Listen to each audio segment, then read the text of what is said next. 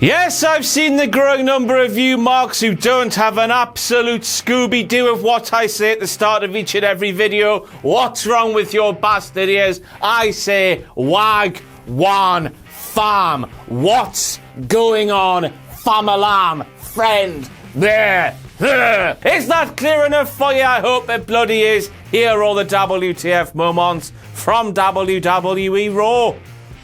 Today's Raw, Richard. Yesterday was Payback. You shouldn't have had the Raw logo on the Payback video, you see, right? It's a Raw logo today, yeah? We're starting things off with Alexa Bliss, whose promo followed the gist of this. That made no f***ing sense, but here we go anyway. I'm not a queen, I'm a goddess. I deserve a coronation anyway. You know, one of those things a queen gets. I mean, Alexa, you motherfucking hip-hop. I can't do it, man. I love you. Proving internet virgins, wrong moment of the week. Yes, it's that bastard time of the episode again where I get all of your marks' views and shove them straight back up your Cadbury alley because they're completely wrong. Bare people tweeted me asking how a match can be impromptu when it was announced ahead of showtime. WWE released one of those YouTube videos, the YouTube cunts, fronted by either Mike Rome and or Tom Phillips. Who knows? They both look the same, but only one of them likes to face this shit out here. Who announced that Nia Jax would be teaming with Alexa Bliss to take on Bayley and Sasha Banks. However, that match became an impromptu 8-women tag match when, you know, the rest of the shits were invited along. Mickie James, Dana Brooke, Mickie James, and Emma. They were all hiding. That made it become impromptu. Your views are f***ing wrong, so don't comment. I hate it when you tweet us with them. Just leave me the f*** alone, will you? F*** off. Either way, all kind of lady balls were popping. Oh. Next, we have a direct quote from Maggle Cole, who said the following: Alicia Fox, because he can't say Fox, the f***ing moron. Of course, who was brought into SmackDown Live by Alexa Bliss. What you talking about, Maggle? Alicia Fox.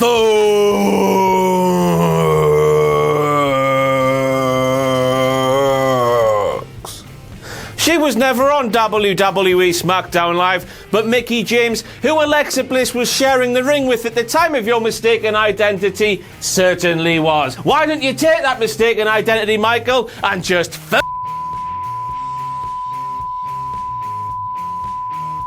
off? It's that time of the episode once again. Booker T, I'm coming for you now. What the hell happened there? Why does it keep happening? All I was gonna do was call him a nipple. Booker, though, my fellow highness, one bit of bastard advice that you must follow is never ever use the word stiff when you're talking about the WWE Raw and or SmackDown, for that matter, women's division. Never do that. That's outdated shtick. That belongs with that Jerry that fake King Lawler. It belongs with him. It's so outdated. He's so outdated. Keep the outdated stuff over there. You are better than that, nipple. Who would have believe it like a London fucking bastards at the fucking double? Booker T, I'm coming for you, Numpty. I was going to say numpty. Next, we have the moment where Booker T compared Enzo Amore to Flavor Flav. I think that's how you say it. I am not in with the rap music and the kids and whatnot. While this might be true in terms of the fact that both Enzo and Flavor are part of duos, and Enzo and Flavor are the less talented member of the duos, Enzo and Kayfabe, of course, because WWE is the land of the big sweaty men, and that Enzo and Flavor are just used for hype purposes rather than all the banana in the trousers stuff. Ho ho ho! There is one massive difference. While Flavor Flav is famed for wearing a massive clock, Enzo Amore is famed for being a massive cock. Sticking with that little cock, Enzo. He might have a big one. We can't ignore the fact that he used a straight fire punt to the baldy head of one Luke Gallows.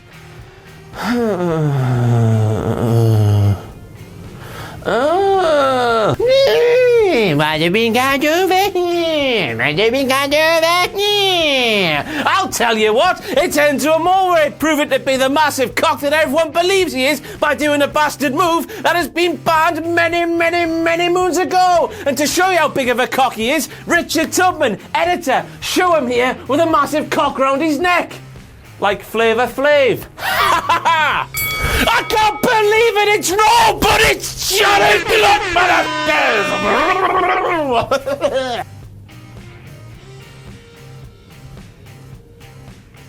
Sign. It's been happening a lot recently, hasn't it? You'd think that JBL's done something horribly wrong and shouldn't have his job anymore. Allegedly. Next we have the moment where Seth Rollins said that we all need to look in the mirror and decide what we want to be.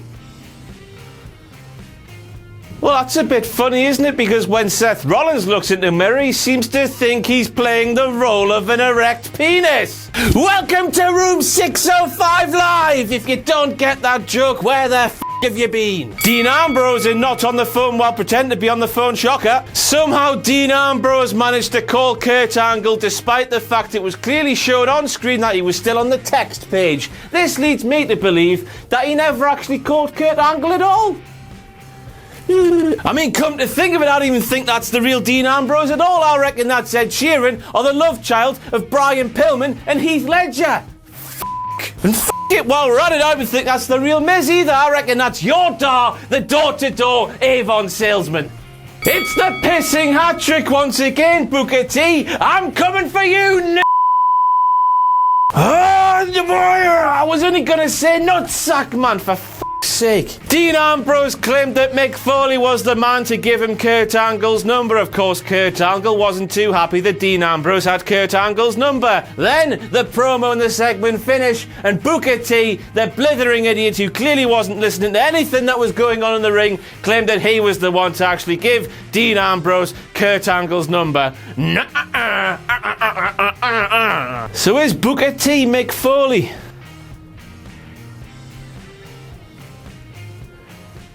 Nah, just shut the f*** up and listen to what's happening, you shucky ducky commentator Booker T.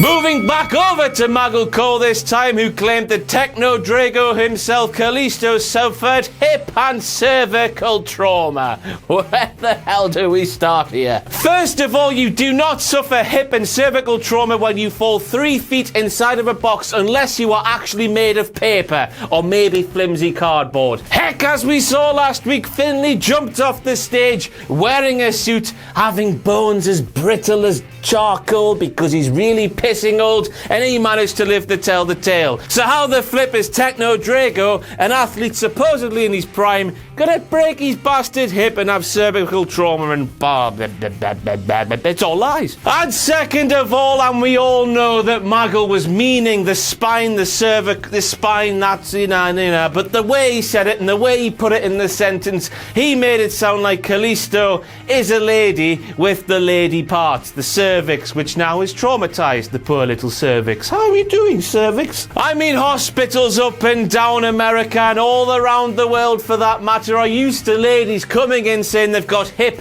and cervical issues, but only after they spent a night with Ron Jeremy.